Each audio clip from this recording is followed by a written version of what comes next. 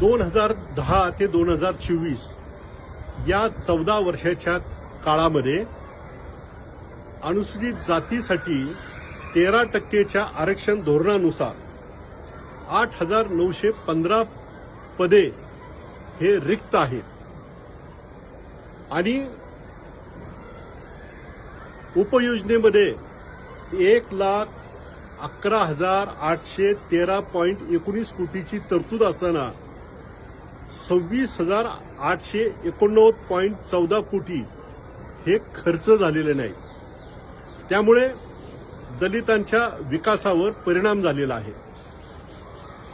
दलितांचे नोकरीतील आरक्षणाचा बॅकलॉग, आर्थिक विकासाचा बॅकलॉग, जातनिहाय जनगणना आणि लोकसंख्या शास्त्रीय स्वास्थ्य निर्देशांक या सर्वांचा विचार होण्यासाठी श्वेतपत्रिका काढली पाहिजे अशा पद्धतीची मागणी आम्ही केलेली आहे.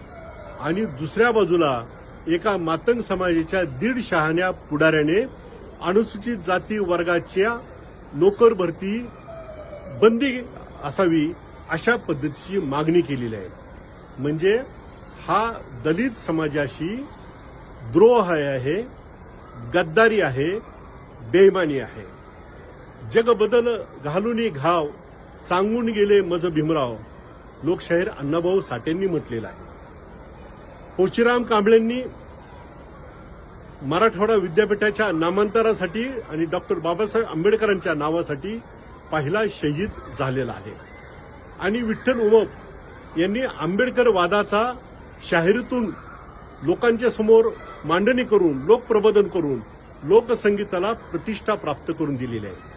लौकिक अर्थाने हे सर्व मातंग आहेत, परंतु डॉक्टर बाबासाहेब आंबेडकरांच्या विचाराशी ते प्रामाणिक आहे. ही एका बाजूला. आणि दुसऱ्या बाजूला अनुसूचित जातीच्या 58 जातींच्या विकासाच्या वाटा बंद करणारी गद्दारी, बेईमानी वृत्ती एका बाजूला. अंबानी, अडानी यांनी विकास केला, आम्ही दुस्वास नाही केला. मातंग समाजाच्या पुढाऱ्यांनी मोठं व्हावं, आम्हाला त्यांचा दुस्वास नाही, तेही आमच्या रक्तामासाचे आहेत.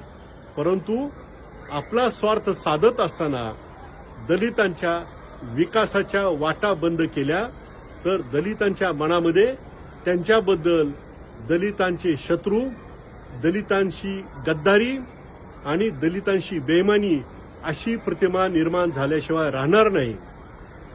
तुम्ही मोठं व्हावं, परंतु या समाजाचे मारेकरी होऊ नये असं मी आवाहन